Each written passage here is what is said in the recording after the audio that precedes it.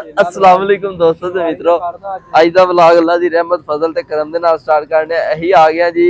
नवी दुकान पई है साडी दुकान दे कोल ते अही आ गए आ समोसे पकौड़े खान ज़ायका चेक करन लगे आ ते इन्हां दा ज़ायका कैसा है जी। यह साडी दुकान दे नाल ही बिल्कुल ना, यह दुकान है साडी ते नाल ही बिल्कुल नवा जो निज़ामे जिंदगी ओपन होया ते अब्दुल्ला भाई ते जमील भाई ते मैं ही आ गया ज़ायका चेक करन ते साढ़े तो पहले बिनियामीन भाई लगे ने।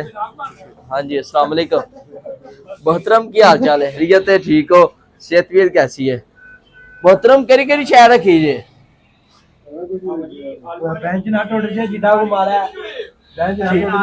ठीक है। हाँ जी अब्दुल्ला भाई की लवाई है दस्यो। अब्दुल्ला भाई ध्यान तो चुको छोटे ते पावे लवा लिए उस्ताद जी।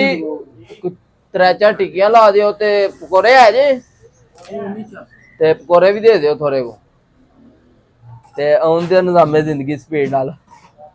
लो जी निज़ामे जिंदगी ला के अगे आ गया ते माशाल्लाह बहुत अच्छा टेस्ट है। जमील साहब कैसा है टेस्ट? अब्दुल्ला भाई टेस्ट कैसा जी? खा के दस दियो। लो जी बहुत अच्छा टेस्ट है जी माशाल्लाह माशाल्लाह। हाँ खाना खा लिया, बहुत अच्छा ज़ायका सी।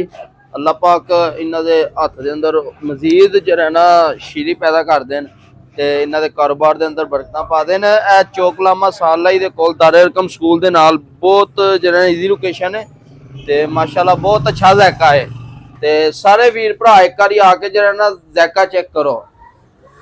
लो जी मित्रों ते दोस्तों खाना खा के ते आ गए चाह पीना है। वेख लो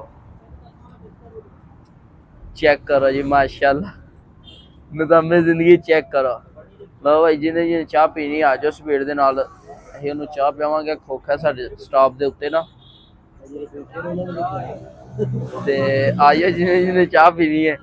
अब्दुल्ला भाई बड़ा हस रहे हैं अजकल ते बाकी इंशाल्लाह मिलने किसी अच्छे व्लॉग ते इंशाल्लाह ताला। ते जिन्हां भाइयां ने साडे चैनल नूं सबसक्राइब नहीं कीता साडे चैनल नूं सबसक्राइब भी करन ते वीडियो नूं लाइक ते शेयर भी करन इंशाल्लाह।